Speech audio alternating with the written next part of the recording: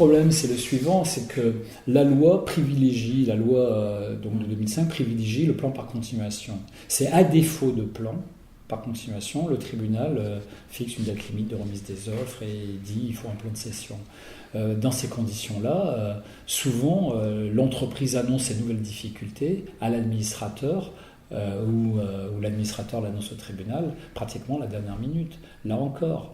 Et au lieu de prévoir un plan de cession où on puisse rechercher tranquillement un repreneur, c'est à quelques semaines. J'ai eu une affaire il y a très peu de temps à Bordeaux où l'entreprise a déposé le bilan, et pourtant une entreprise, Dieu sait, importante, a déposé le bilan en avril pour un plan de cession le 30 mai. Jugement rendu. On a sollicité un petit délai, on l'a eu, mais dans la caisse de l'administrateur judiciaire, dans le cadre de la période d'observation, il y a 300 €. Il n'y a rien. Ils ne peuvent plus financer l'activité. Ils ont trop attendu. Ils ont vécu sur les acomptes clients et ils ont mangé les acomptes clients. Alors, nous avons acheté à vil prix et on ne pouvait pas faire autrement.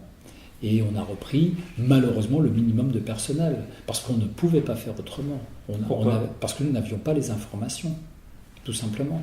Et que par conséquent, je ne peux pas conseiller à mon client de reprendre 50 personnes ou 60 personnes, alors que je ne sais pas de quoi demain sera fait. Et demain, c'est demain matin, hein. C'est-à-dire que c'est dans quelques jours. Il faudra faire la première paye, etc. C'était ça, ou de toute façon, la liquidation. Il y avait deux autres entreprises qui ont fait des propositions de cession. C'était encore pire que nous. Et on ne pouvait pas faire autrement. Parce qu'on intervient trop tard. Et donc, on n'a pas pu valoriser les actifs et avoir une perception des contraintes.